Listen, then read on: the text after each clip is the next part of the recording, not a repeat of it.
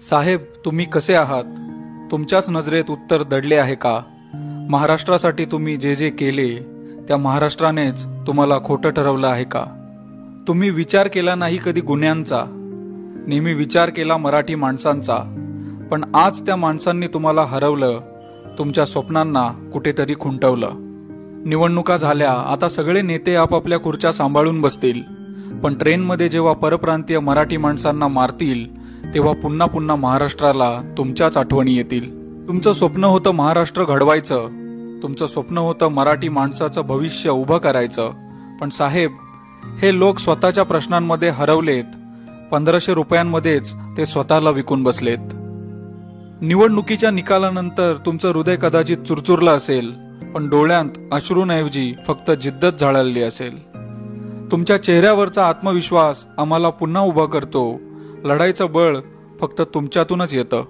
लोक येतात, नोकरीसाठी मदत मागतात, पण मतदान मात्र दुसऱ्यांनाच करतात. तुम्ही दिला आवाज, दिली दिशा स्पष्ट, पण आजही महाराष्ट्र झोपलेला दिसतोय स्पष्ट. तुमचं मन हेलावलं, पण विश्वास हरवला नाही. साहेब, तुमचं नेतृत्व आजही कुणाला समजलं नाही. शब्द होते तुमचे तलवारीहून धारदार, त्यांनी कापल्या अस्मितेच्या जखमा हजार. तुमचा नारा आजही कानात घुमतो, मराठी माणसासाठी लढणारा अजूनही दिसतो. रेल्वेमधल्या धक्काबुक्कीत कुणीतरी लाथ मारून जातो, पण मराठी माणूस अजूनही शांत बसतो. साहेब, तुम्ही दिला लढा त्या मानासाठी, पण जनतेने दिली नाही मतं तुमच्यासाठी. तुमचा आवाज गेला सभागृहात घुमून, तुमची दिशा उभी राहिली जनतेच्या मनात रुजून. पण मतं घेताना त्यांनी परकेच निवडले, तुम्हाला मात्र काठावरूनच सरळ ढकलले. राजकारणाच्या गडबडीत तुम्ही मात्र खंबीर, तुमचा स्वाभिमान अजूनही तितकाच थांबीर. तुमचं ध्येय होतं महाराष्ट्राचं सोनं करायचं, पण जनतेचं मात्र स्वतःच लोखंड स्वीकारायचं. स्वप्न तुमची मोठी, तुमचं ध्येय विशाल, पण महाराष्ट्र मात्र अडखळतो स्वार्थाच्या जंजाळात.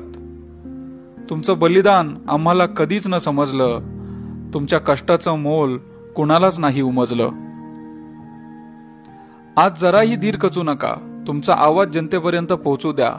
मराठीचं स्वप्न तुमचं साकार होईल, तुमचं नेतृत्व पुन्हा महाराष्ट्राचं भाग्य होईल. साहेब, तुमचा प्रवास अजून संपलेला नाही, तुमचं नेतृत्व अजूनही कालबाह्य नाही. महाराष्ट्राला तुमची ओळख पटेलच एक दिवस, मराठीचा हरवलेला सूर्यप्रकाश तुमच्यामुळे उजलेलच एक दिवस. साहेब, तुम्ही कसे आहात? तुमच्या आवाजाला आजही ओळखतो हा महाराष्ट्र. तुम्ही विचार केला मराठीचा, भाषेचा मान, पण महाराष्ट्राने का हरवलं तुमचा स्वाभिमान?